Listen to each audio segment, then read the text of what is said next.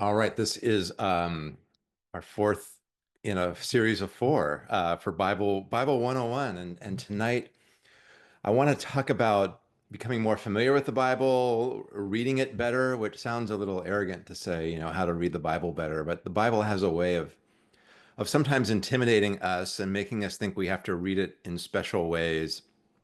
And I want to set you free to just read it and also find helps for confusing parts along the way. And so I'm going to talk a bit about kind of reading in general, but I want to begin a little more lightly with a poem. And the poem comes from Billy Collins. Billy Collins was poet laureate of the United States for a couple of years, maybe about 15, 20 years ago, if I remember correctly. All right, it's a short poem called Introduction to Poetry. I asked them to take a poem and hold it up to the light like a color slide or press an ear against its hive. I say, drop a mouse into a poem and watch him probe his way out, or walk inside the poem's room and feel the walls for a light switch. I want them to water ski across the surface of a poem, waving at the author's name on the shore. But all they want to do is tie the poem to a chair with rope and torture a confession out of it. They begin beating it with a hose to find out what it really means. So I share that just because I had a high school English teacher who taught poetry and taught it as if every poem had one correct interpretation, one correct meaning, and he's the one who knew what it was. And we had to kind of figure it out, and we were either right or wrong. And he pretty much ruined poetry for me for a very long time as a result of that. So Collins writes this poem out of, I want poetry to set people free. I want them to enjoy poems, and instead they just think that you've got to just grind a confession out of it, right? You have to torture it to get it to reveal what it really means, as opposed to just enjoying and opening yourself up to the freedom of the poem, which reminds me in some ways of the Bible. Some people feel like they have to read the Bible differently than they read any other book in the world. It somehow calls for a specific kind of reading or a specific kind of seriousness. And I'm not sure that's always the case. I think if you are an insightful reader, a careful reader of other things, whether it's fiction or history or poetry, all of that helps you read the Bible better. And I think also helps us open ourselves up to the ways in which the Bible sometimes instructs us, sometimes informs us, and sometimes just illuminates us, right? Or evokes strong feelings from us, or even sometimes, not so strong feelings from us. I had a Bible professor once who said, a lot of people read the Bible and they think that what they're supposed to ask themselves after they read it is, now what am I supposed to do? In other words, the Bible is supposed to shape behavior. And he said a much better question to ask after reading part of the Bible is, what does this promise? Right? In other words, what promises is the Bible trying to make? I might maybe edit his sentence a little bit and say, what is the Bible telling me is true about God or about life or about human existence? Right? What claims is it trying to make about the way the world works or the way the world should works, or who God is and what kind of God we are talking about when we talk about God? And that's the kind of reading that we do all the time, whatever it is that we're reading, right? Just learning how to appreciate what an author has to say and keeping track of our responses, right? Where are we drawn in? Where are we perhaps a little horrified by what an author has to say? Um, so that's the goal for today, is that you feel more free to read the Bible on your own and to trust your responses to it. I want to move on from Collins and look at a biblical passage. If you were at Westminster's Adult Ed yesterday, or watched online, or watched a recording, we looked at 6 biblical texts, and this is one of them.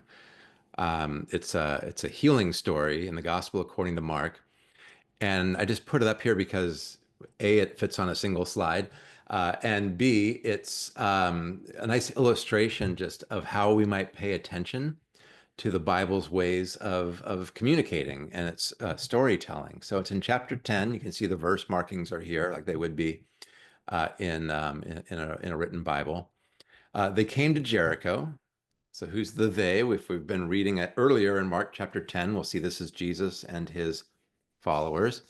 And he and his disciples and a large crowd were leaving Jericho.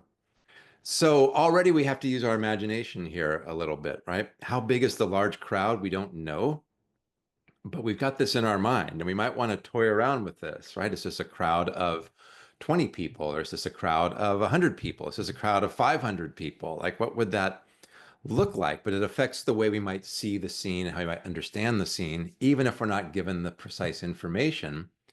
But it's good to pay attention to what we're imagining. Right?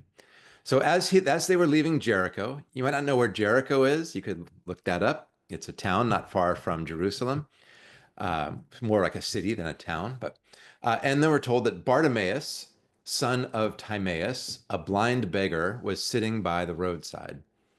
So that's all we really learn about him. We learn that he can't see. We learn that he has to ask for handouts, we presume to survive. We don't know who his father is, who this Timaeus is, but it's interesting we get his name. We don't often get names of everybody who appears in the Bible, these minor characters. When he heard that it was Jesus of Nazareth, he began to shout out and say, Jesus, son of David, have mercy on me. So let's stop here as well. There's all sorts of questions we can ask here, right? The Bible tends to be very economical with its words. It doesn't give a lot of description. But he heard that this was Jesus. Somehow he knows who Jesus is. We have no idea how he might know this, but seems to know that, Jesus is worth crying out to. He calls him Son of David. That might confuse you. If you read around in the Old Testament or even the Newer Testament for a while, you'll see that there's a lot of references to David in the Bible. This was a king of ancient Israel. Goodness, about 1,000 years before the time of Jesus. But is considered the greatest king in Israel's history. And there are hopes that David will have descendants that will one day rule again and set things right. So for this man to call Jesus son of David suggests he believes something about Jesus's maybe kingly credentials. But what's also interesting, we've been reading all the way through Mark. This is the first person to even call Jesus son of David throughout this entire gospel. Anyway, he calls out for mercy. Many sternly ordered him to be quiet, but he cried out even more loudly, Son of David, have mercy on me. Again, a really small detail, but it's worth noting, right? A lot of people are trying to silence him, and we might want to ask why. Are they embarrassed? Do they not think he's deserving to get Jesus's attention? Is he getting in the way of what they want or what they want to see? Again, we're not told, but this is where we can let our imaginations work a little bit. Interesting that he perseveres, right? There's an obstacle in front of him. The crowd, at least some in the crowd, are trying to silence him, but he refuses to have that happen. Jesus stood still, so he stops this procession outside of the city, stood still and said, call him here. And they called to the blind man, saying to him, take heart, get up, he is calling you. So we don't know who the they are, but maybe these are the same ones in the crowd who are silencing him. So all of a sudden you've got this radical reversal on their part, right? They're now facilitating what's about to happen. Verse 50, so throwing off his cloak, he sprang up and came to Jesus. I love this detail. He throws off his cloak. Like, what does that mean? Like, why would he do that? It doesn't mean he's now naked, but it might mean that he's, throwing aside the thing that he was sitting on or had spread out. Why would somebody who's blind throw aside a piece of clothing or something valuable? It would seem like this is going to be harder to find afterwards. There's a kind of maybe faith or a kind of belief in what he does. He's anticipating what might happen. Who knows, right? My students often ask me, does every detail really matter? And my answer is, if you think it does, it probably does, right? If the details of the story affect the way you view the story, that's fine. Pay attention to them. It doesn't mean every single line or every single word has some hidden deep significance that's waiting for you to unlock it. but just means, let the author tell the story and see how it moves you or how it excites your imagination. Jesus said to him, "What do you want me to do for you?" Interesting. He doesn't just heal the man, he lets him ask. The blind man said to him, "My teacher, let me see again." So here we learn perhaps he's been able to see once in the past. We don't know what to do with that, perhaps, but just another detail. Jesus said to him, "Go, your faith has made you well." Immediately he regained his sight and followed him on the way. Notice when the story begins, this man Bartimaeus is sitting by the roadside. He's sitting off the road, and now he's following Jesus on the way. If we've read through Mark, these 10 chapters, we will have seen a number of healing stories already. We also will have seen a number of stories where people follow Jesus. And this appears to be a story where both are happening, right? Not only is the man healed of his blindness as he wished to be, but he also becomes now a follower of Jesus. That's it. That's the last we ever hear of Bartimaeus. That's the story. But again, right, there's ways in which we can read this story and say, oh, it's a healing story. Jesus is a healer. I can now move on to the next passage, the next paragraph. But notice there's more, right? And be willing to linger and be willing to play around in some stories, right? Let your imagination run wild. I want to make a bit of a distinction when it comes to how we read. Like one of the things I've been talking about so far is sometimes we think we have to read the Bible in a special way. And so here's a helpfully unhelpful distinction. Sometimes people will distinguish between two ways to read the Bible, what they might call a devotional reading or an analytical reading. Now, I understand the distinction, but I think it's an unhelpful distinction. I think it's not really that accurate of a distinction, but it's helpful to use it. So I'm using it here to teach something. That's what makes it helpfully unhelpful.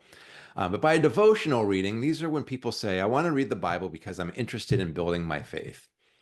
It's also possible to read the Bible to uncover knowledge, right? What do we know about Jesus?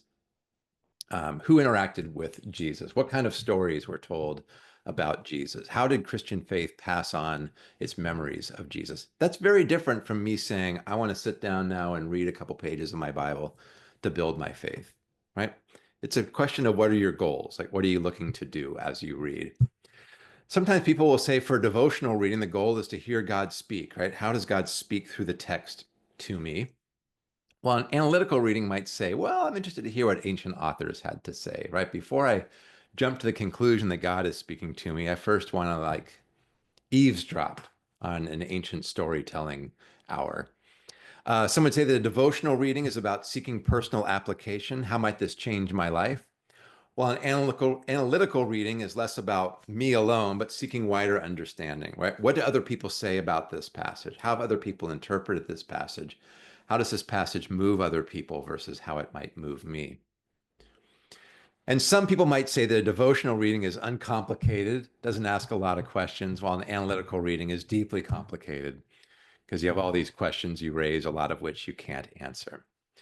Now, I'm not sure this is a great distinction, like I said.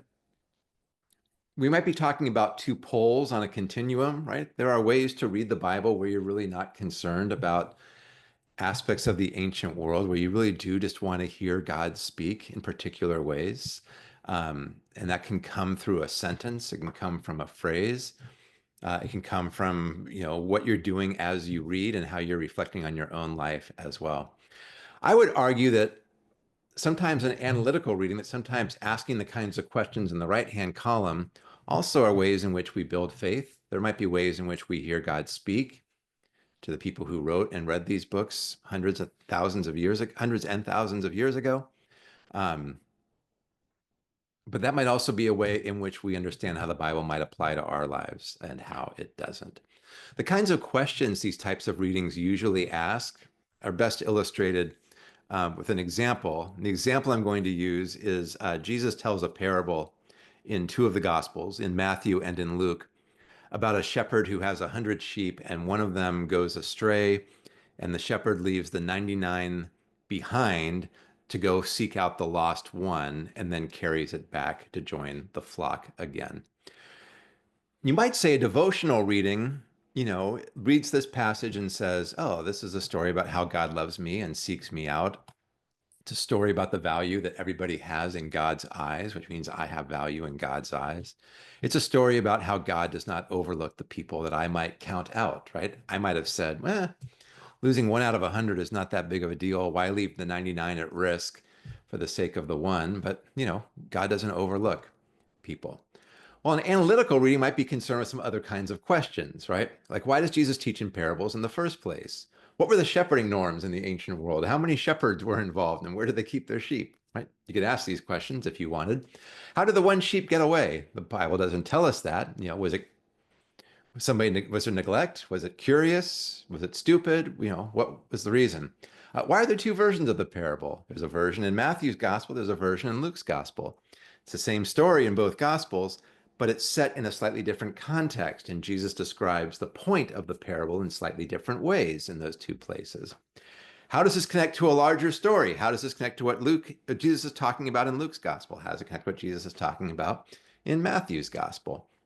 Is there humor or wordplay in the story? How have others understood the parable? You might feel like now we're in Billy Collins's poem, right? Beating the parable to death, trying to get it to answer questions that it's not going to answer. And maybe it's something a little more simple. There are times and places for both of these kinds of readings, depending upon your mood, depending upon what you're interested in.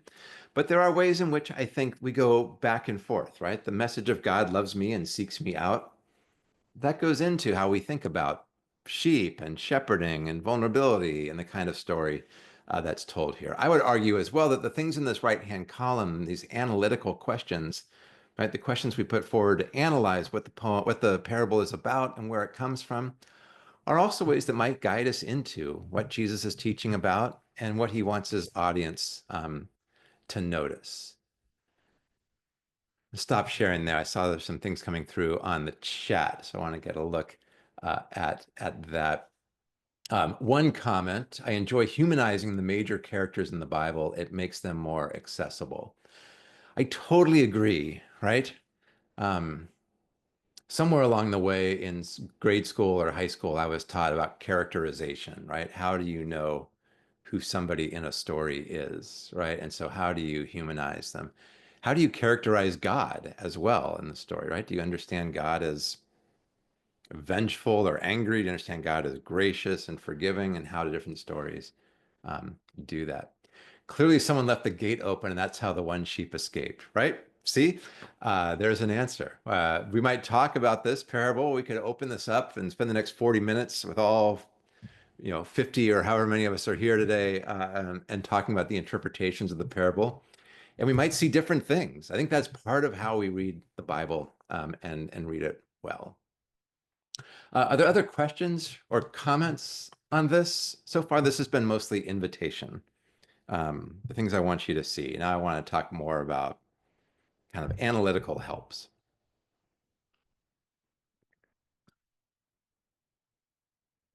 All right, I'm going to move on then, and talk about some resources Matt, that can I are ask a available. question Yeah, further? Carol Ann, please.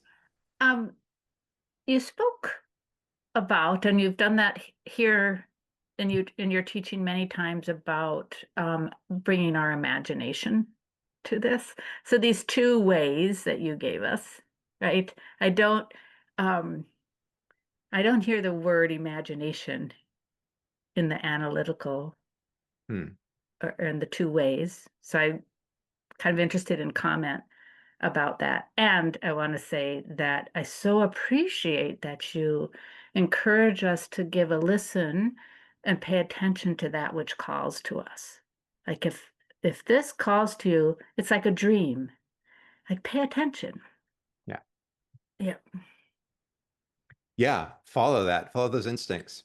Mhm. Good point. I didn't put imagination on that slide where I contrasted devotional and analytical. Or maybe it bridges the gap or helps us kind of bounce back and forth between the two, that um, imagination is sometimes filling the gaps, the things that aren't told in the story, like how does the sheep wander astray? Sometimes imagination is asking the question, what if that's really true? What if it is really true that God is loving or that God is concerned for me? if that's really true, how does that affect how I live? How does that affect how I view myself or treat myself? How does it affect how I view my neighbors, especially my neighbors who I would rather not extend grace toward, if I'm being perfectly honest? How does it, I mean, that's what I mean by imagination is that idea of what's not told and the gaps that we need to fill, but also it's what if I really internalize this, or what if I really let this story or this statement about God or this promise about God guide me? Does that make sense? What I mean by that? Sometimes we use the word imagination to mean like, pretend there's a beautiful world that doesn't really exist or something like that, right? Um, but we're good at teaching this to children, right? Here are the things you can play with in your sandbox. What can you create with this? Similar with the Bible, right? How does this call to you? What is this leading you to think about? Um, and I think that's a fruitful way of reading scripture. Matt, All right. I would just add to imagination what you said. I think it's freeing you to take risks. It's allowing you to look at things differently and to be open to how others Right. are seeing Yeah. things. Yeah. Thanks for that, Ken. Right.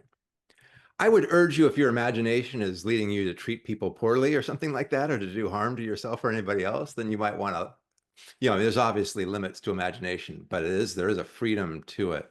Um, and we'll talk later on. It's also really good to read the Bible in community, because sometimes some of the worst ideas came from a single person who thought this is. But I'm going to say let's trust we're all operating in good faith here tonight, and that kind of imagination. Um, all right. Um, in the chat, I've put the link. This is to the handout that I created. Um, I sent an email around again around 2 hours ago that has the same link in it, if you're curious. As I was collecting things and thinking about what to say tonight, I just thought I should put all this down in writing on a handout that you can hold on to and keep.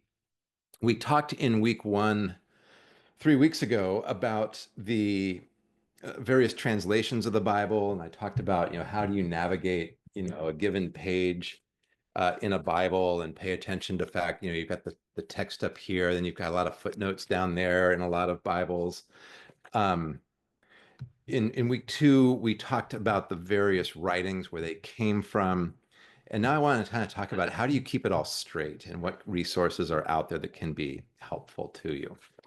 So if you have the handout, it looks like this on page one, at least. I just want to briefly tell you what's on it so that you have it there in front of you. And the first is Bible translations, various translations. People often want to know, what translation should I read? Maybe you've got an old King James version lying somewhere, and one day you picked it up and tried to read it, and you thought, nobody talks like this anymore. So I've put on here 5 modern translations. These have all been created in the last 40 years or so. Um, and we've talked a bit about the NRSV UE, which is a little ridiculous. Now we've got 6 letters. The New Revised Standard Version Updated Edition, which has updated the NRSV. The NET, the New English Translation, is a good Bible that's freely accessible on the web as well. The Common English Bible is a good translation. The NIV, the New International Version, is also not bad. I think these are all quite readable. Um, the NIV in particular tries to avoid vocabulary that's above like a junior high reading level, which is helpful because sometimes biblical terms are just terms that have kind of fallen out of English usage and are only used in the church. Um, it can be really helpful to have multiple versions of the Bible to consult. If you're reading something and you're just like, I don't know what the author is talking about here, sometimes it can be helpful to consult other versions of the Bible, other translations, and just see how other translators have tried to get at something. It will sometimes give you an idea of maybe where translators are getting tripped up on a turn of phrase or maybe an idiom in the original Greek or Hebrew. So that's a helpful trick if you find yourself just stymied by something to try a different one. I also list on the handout two other versions. One is the Message. The Message is technically not a translation, it's a paraphrase. So it was done by a single author, a man named Eugene Peterson, who was a Presbyterian pastor and also was chaplain of the Senate in DC for some time, and has a way with words, had a way with words. He's passed away now, but um, he tries to set the Bible into more ordinary language. Now, the problem with that is this version is now about, I think, 25 or maybe 30 years old, and English changes quickly, especially in our digital age. And so some of his slang feels a little outdated. But again, it's another way to get a fresh reading or a fresh perspective. The First Nations version is relatively new. This is about maybe 5 years old and was done by a translation committee of Indigenous Americans, First Nation Americans. And this is it's a very good translation, and it's just eye-opening in some places because they're reading out of a very different point of view than kind of, a Western European academic translational perspective. And so if you're looking to spice things up a little bit, take a look at either one of those, which I like looking at just to kind of reset my perspective or give me a new vantage point. If you're curious about like what makes all of these different, or if you want to compare and contrast some, I mentioned the Bible Gateway website on here, which is I don't know, as websites go, it's a bit of a jumble. I'm gonna share it on my screen. Um, Here it is.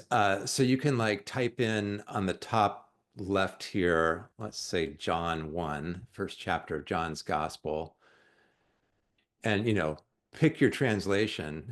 There's almost too many in here to make it helpful or to be useful. Um, and I don't even know what a bunch of these are. So there's that. Let's look at, oh goodness, the New Living Translation. Um, and then I think I click on that. And here you go. There's John 1 in the New Living Translation.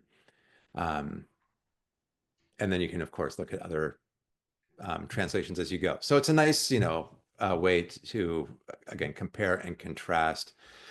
Some things to notice, different translations do different things. And the translations I put on the handout, those 5 translation, NRSV, UE through the NIV, I think are pretty good at not being overly theologically biased. That's not true with all translations. Since we're here on the New Living Translations, let me show you a great example of, um, oh, they changed it. Good for them. Uh, Sorry, let me try something else here.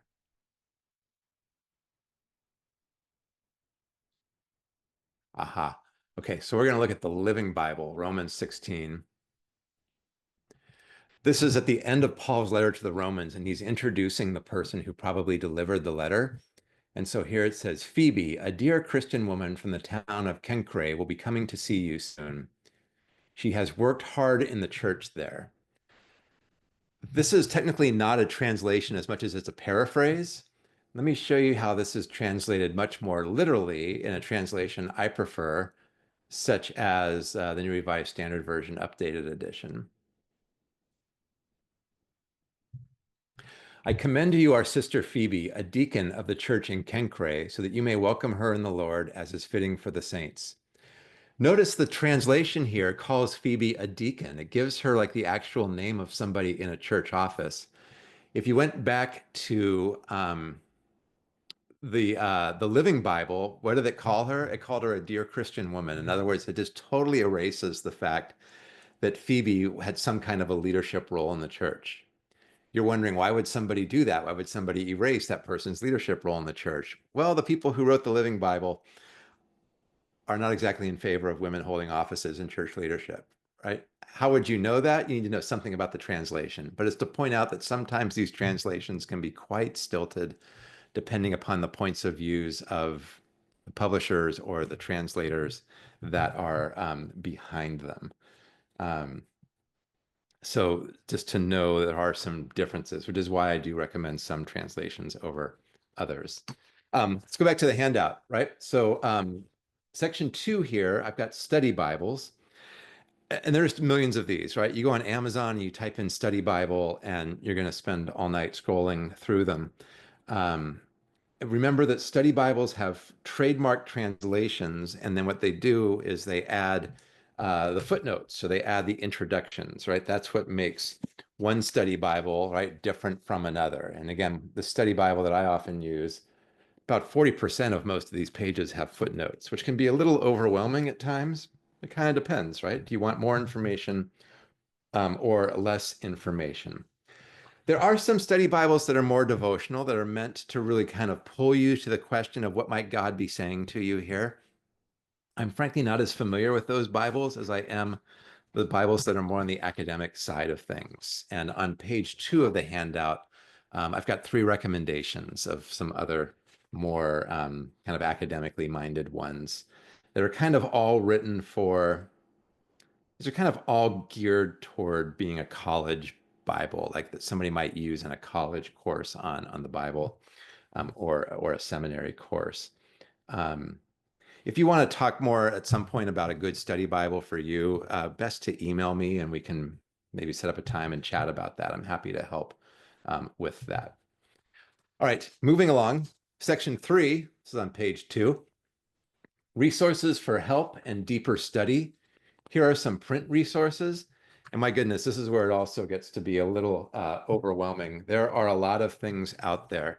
There are Bible dictionaries. So here's a Bible dictionary that I recommend, the Erdman's Dictionary of the Bible.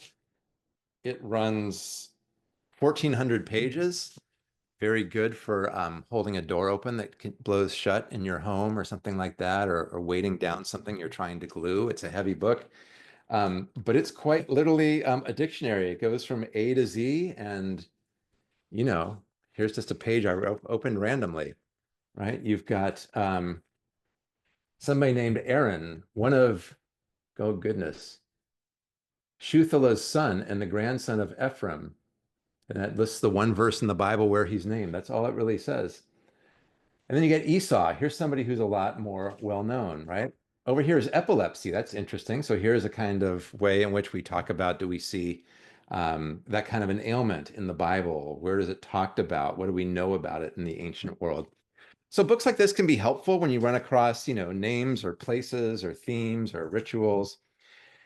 If you want to dig more into like book by book, what does the Bible have to say? Here's like a 1-volume commentary that I recommend. This one runs in at what, 1,066 pages or a little more than that. And this has an entry for every single book of the Bible, right? So here you go. Everything you ever wanted to know about First Chronicles.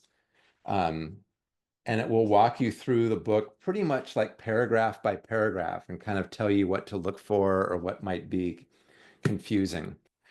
These are significant purchases, right? I do believe some of them are in the library at Westminster, if you ever wanted to look at some of them. There are also things that are much more portable. Sometimes your favorite authors will write books. Here's one I wrote on the book of Acts, one I wrote on the book of Matthew.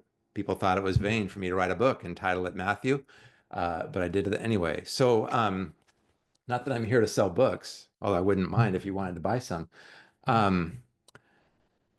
These are books that I wrote for people who are pretty new with the Bible. They're about 140 pages each. They're user-friendly, kind of entry level, right? So there are some books like that, right? There's some books that I've written for college and graduate students. There's some books I've written for scholars. There's other books written by other people, of course, that are useful. But there are, if you want to dig into a particular book of the Bible, there are resources out there that can help you with those. How do you know which ones are good? Well, you can email me, email Margaret. I'll put her out there. And we can perhaps recommend some things. So there are some print resources. All right, 4th and final section on this handout, resources for help and deeper study that are online. I'm going to read this short paragraph. I hope this doesn't burst a bubble for you, but the internet is full of garbage. That's true in most fields, I believe. It also has some helpful things if you know where to look. And that's true with most fields or most sources of knowledge, right? This is true for most topics, but especially so for religion and the Bible. Um, like Wikipedia is just like a battlefield around Bible when people are trying to like make changes to that. But here are some good places to look. I've mentioned this before. Enterthebible.org is a website that I helped design at Luther Seminary. Goodness, getting close to 20 years ago now. It's been revised quite a bit since then, but I wanted to just briefly show it to you. And it's um, here. Um, I mean, you could just type in a thing to the search right here, but you can also, if you mouse over books at the top, here you've got all 66 books in the Protestant Bible. And if you dig into one of them, start with Genesis, it will give you links to a summary, an outline of the whole book, background, like who wrote it, why it was written, introductory issues, what should you know, theological themes, Bible in the world, how has Genesis been used in other kind of art or popular culture. You can look up passages from Genesis and get some commentary on a few of those. So let's go to like the call of Abraham, for example. And you can see this isn't too long, a brief summary and a short analysis of 3 paragraphs. So you can explore by books. Gospel of Luke, I wrote these on Luke. So I highly recommend the Luke part. You can also explore by individual people in the Bible. Maybe you encountered someone or you've forgotten where to find Deborah. Where will this take us? And this just gives us a really brief. So it's kind of like a dictionary and it's kind of like a commentary altogether. And it's on the web. So this was all created by Bible faculty at Luther Seminary. It's been updated with other Bible scholars who all have a commitment to the church as well, are interested in the Bible in the church. You can get timelines of the Bible and scroll through it. It'll tell you more, kind of what you need to know as you walk through history. There are various videos. There are some podcasts on here. I love the maps. Always good to have maps. Um, you can submit questions. Look, you can donate. There is a podcast on here called Everything You Want to Know About the Bible, but We're Afraid to Ask. Looks like they're up to 159 episodes. These are just responses to questions that people have submitted. I no longer am involved in like organizing this, but I know the people who are doing a new podcast series helping you walk through the Bible in a year, if you're interested in that. I think that's coming out sometime in December or January. This is a good site. It's a trustworthy site. It's a place to go to. You can just kind of get in there and get lost and follow links and pop around as you want to. 2 other things I want to recommend, and these are at the very end of this handout. 2 other podcasts. One's called The Bible for Normal People, which is a great title, which is, I refer to the people who produce this as thoughtful evangelicals. And they sometimes bring in some really good and trustworthy guests. Armchair Theology is 2 pastors who just they're going through the Bible literally from Genesis to Revelation. I think they're somewhere halfway through the Newer Testament right now. But if you want someone to listen to, if you like podcasts while you're reading a particular book, I know these 2 guys, and they're a little goofy. I mean, sense of humor is goofy, but worth paying attention to. Anyway, that's just resources in case you are wondering. Some people have asked about them. An amazing use of technology. The Enter the Bible. I hope so. Uh, to tell you the truth, we developed Enter the Bible because we were some of my colleagues in the faculty and I were so frustrated because I mentioned the internet having a lot of garbage on it, and students just kept going to all these free resources they were finding online that were just terrible, like just not trustworthy, not good scholarship, and just weird. And we just kind of figured if you can't beat them, join them. So we should put something online that we thought would be hopefully a little more trustworthy. There's plenty of other sites as well. I'm just not as familiar with all of them, but there's one that has, my stamp of approval. Let me go to two more slides, and then I can take us in. Yes. Oh, Dwayne put this in the chat. We also have on the Westminster Adult Education website are interviews that Margaret and I conducted on the previous two program years with a variety of scholars talking about different biblical books. I think they're all good. I think some of them are just excellent. We got some really good people to do those. And so those are going to be up on the website, hopefully in perpetuity. All right, two more quick slides here. We did the useful resources. Now some free advice in closing here. Two slides of this. First is considering focusing on whole books as opposed to isolated passages. Try reading from the beginning of a particular biblical book to the end. I'm not saying start at Genesis and go all the way through without skipping anything, but I'm saying if you're going to read like from the Gospel of Luke, try reading Luke start to finish. A lot of times we absorb the Bible just in bits and pieces. This is because in church we read one, maybe two, maybe three passages. So we just get a paragraph or two. If you attend a Bible study, often that's just a short passage. We often kind of take in the Bible only in bits and pieces, and we often forget or often shielded from the fact that every part of the Bible is part of a larger context, part of a larger book. And I think there's something to be said from paying attention to parts and the whole. So it's helpful if you're going to spend some time in Luke's gospel to try to sit down and read it from start to finish, chapter 1 to chapter 24.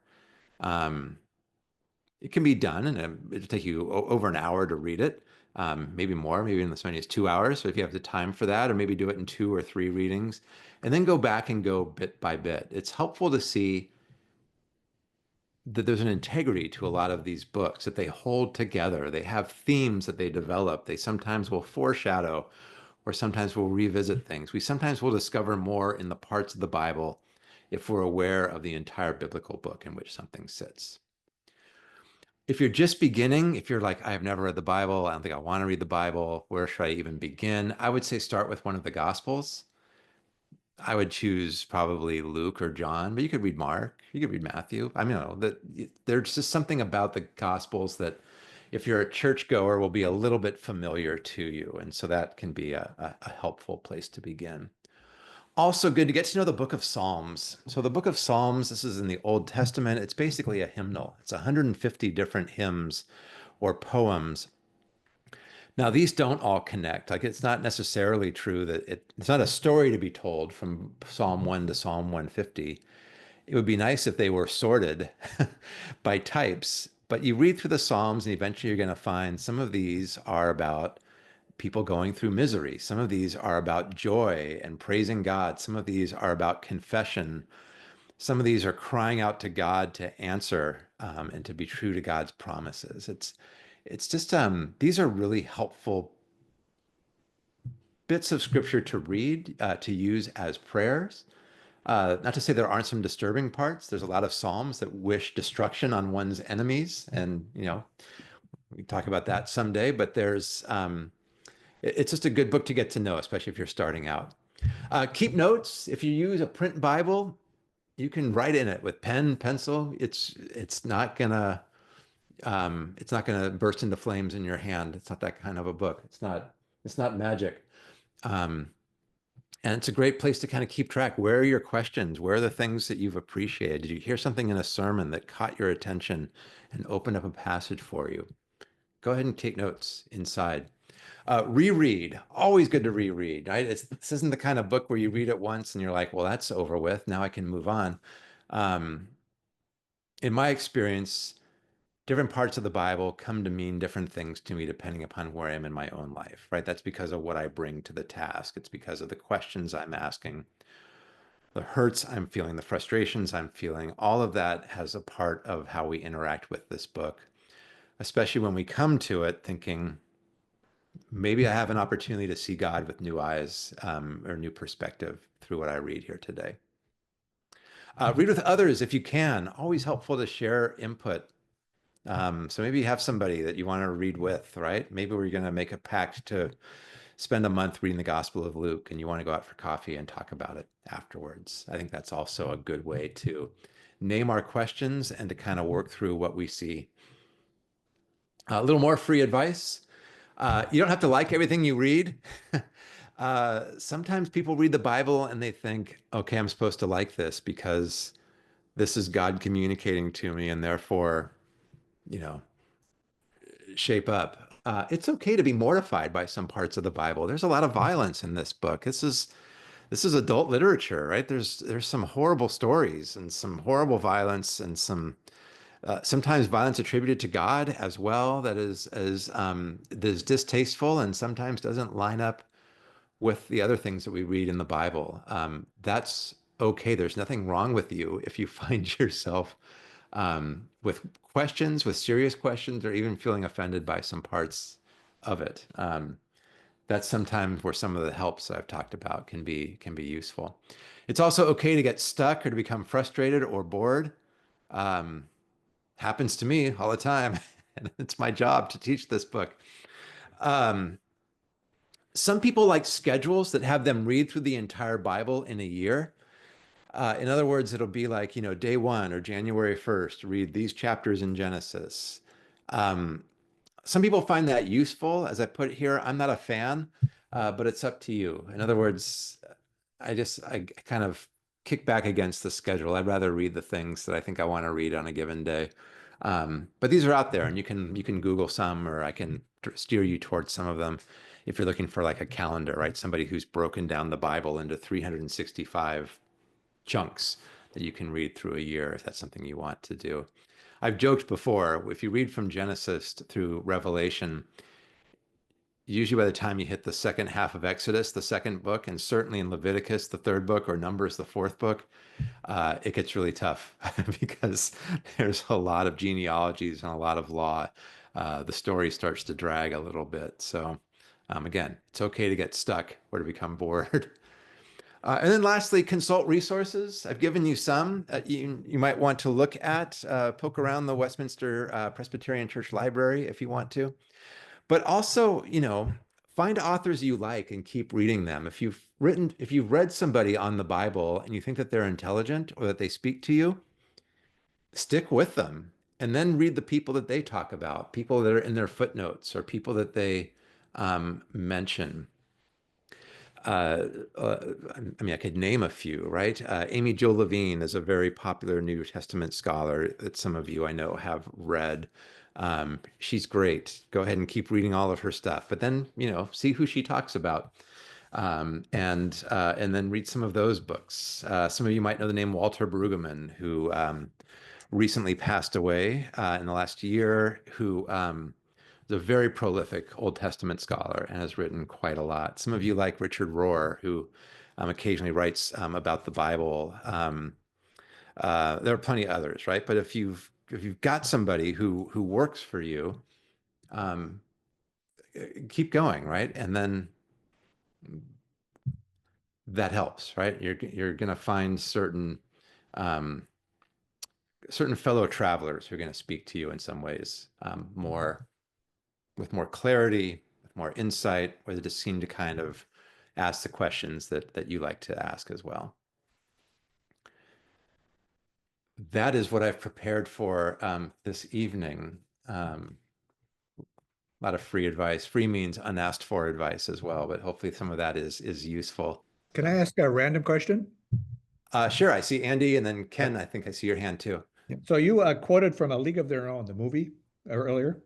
I did, yeah. The other famous quote from that brought to mind as you mentioned that was, "There's no crying in baseball." Baseball. And I'm wondering if you had a comment on reading the Bible and emotions. Reading the Bible and emotions. Yeah, I think we're supposed to have them. I mean, two things about emotions. One is, yeah, there's supposed to be, there's parts of this book that confuse me or make me really sad or make me really angry.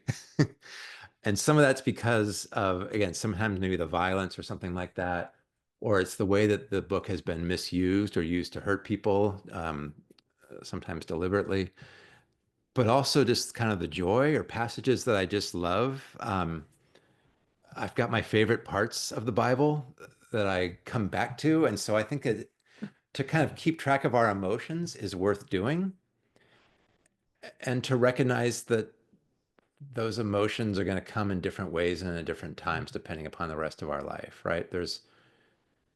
Um, I look for different parts of the Bible when I'm grieving, for example, versus when I'm discouraged or when I'm elated about something. So there's that. The second thing I want to say about emotions is the Bible gives us very few insights into the emotions of various characters. We get a little bit of it, but like we're very rarely told like what people in the Bible are feeling. And that's kind of frustrating. I think we live in a culture right now where people's feelings are really important, that we try to tend to them and we're curious about them, especially Americans, as far as I can tell. But so I think we want to beware of trying to like place too many emotions on biblical characters, but at the same time, we have to, right? There was a time when people were taught to read the Bible and not to ascribe human characteristics to God.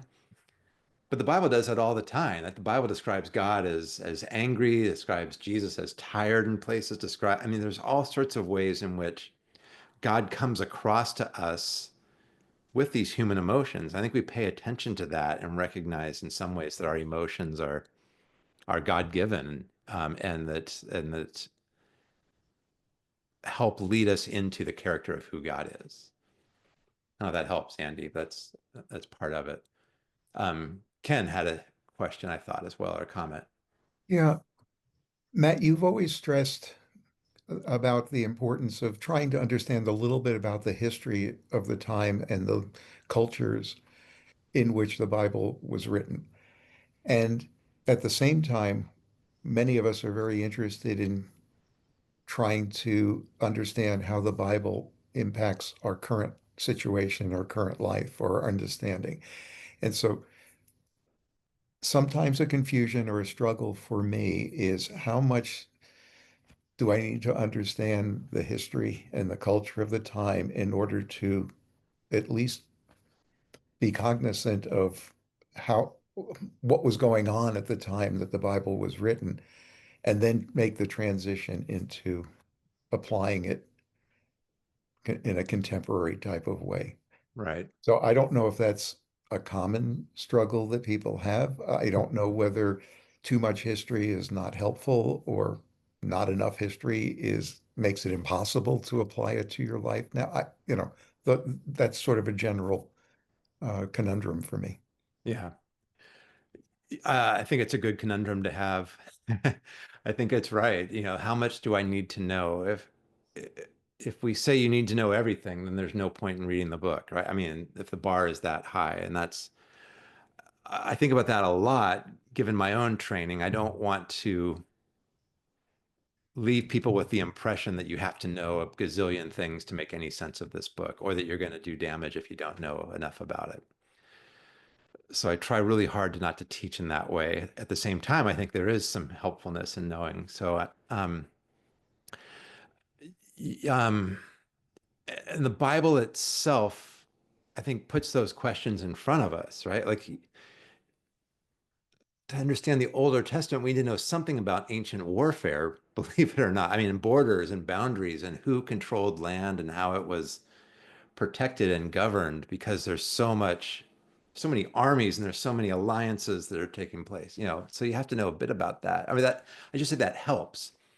It helps too when people take a passage that says, Well, there are certain verses that are often lifted out of context to say, aha, this is why women should not hold leadership roles in Christian churches. This is why certain forms of human sexuality are forbidden or something like that, right? We all know what those passages are, and there's others, right? Um, I'm not sure we can ever explain those away, but knowing a little bit about ancient culture and what people thought in the ancient world about what it meant to be male or female, or what it meant, what kinds of sexuality was practiced, or what family life and marriage was like, is really important so that we don't somehow assume that there's one way, there's one culture, and the Bible like enshrines that for all times and all places, right? I don't know enough about law, but lawyers, I think, make similar distinctions when they're talking about the Constitution, right? Is there kind of an originalism that it doesn't matter if the world changes? We have to figure out what the framers or what the authors wanted, and that's true for all time? Or do they rather set us on some kind of a trajectory to imagine what a just society looks like, or what God's grace looks like? That's not the only thing that separates some churches, but it's close to it, right? And I think the Bible sets us on some trajectories to imagine how is God glorified in our lives and in our relationships and our societies and in our worship. And so in that regard, it is helpful to know something about the past, but you don't need to know everything, right? I mean, I think it just comes from practice as well. I don't want you to come away, I don't want people to come away from this thinking I've got to go out and buy 20 books and read them all or never understand the Bible. The books are just helps, right? It's like if you want to read Shakespeare, you need to know a little bit about some of the turns of phrase that Shakespeare uses, because we don't talk that way anymore. And you go, oh, this was supposed to be funny. I didn't realize this was humorous until somebody explained it to me. That's useful. Some of that comes also from just reading a lot of Shakespeare. It's like moving to a new town or a new neighborhood, right? You've got to drive. Well, we don't really do this anymore, but you've got to drive. Remember, you had to drive with a road atlas in your car, right? Or a map to figure out how to get from A to B. Now we just let our phone tell us where to go. But after you lived in a place for a while, you know the streets. You might not know their names, but you know how to get from your house to the grocery store. And you know if there's traffic, you know the shortcuts you can take. You know what I mean? And you learn that from driving it day after day after day. And I think in some ways the Bible is similar, just like reading any other old thing can be that, right? You just kind of start to get a sense for how it talks and the world that it imagines because you've dwelled in it for a while. That's not really what your question was, Ken. It's just kind of where I went. That's No, helpful. It's just yeah, when, if you're conversing with others about what you're feeling or experiencing or gaining from the yeah, Bible, and yeah, an easy way to shut down another colleague, I guess, would be to say, well, but you don't understand. Back at that time, X, Y, and Z, and that's the context that then you bring in, which then allows you to, and then all of a sudden the other person says, okay, well, I can't do that because I don't right. understand the history well. Yeah, And you don't want to be in that situation. You want it to be meaningful to you right. and courageous enough to express what that meaning is, even if you don't know all of the Yeah. culture and history. That can become a power play sometimes for sure. Um, and also sometimes when you're in a sharp disagreement about certain things around the Bible, sometimes it's not even the Bible that people are they really care about. Sometimes it's just politics, or it's just certain views about other things, and those can be hard to sort out, and sometimes really painful to sort out, for sure. Well, maybe that's Um, part of Bible 201, I suppose. there you go. We could do a Bible 201 down the way. One last thing there is in the chat. Chris says that there's an app she uses for daily devotions and highly recommends it. Bible.com/app. I'm not familiar with that one, but there's a recommendation.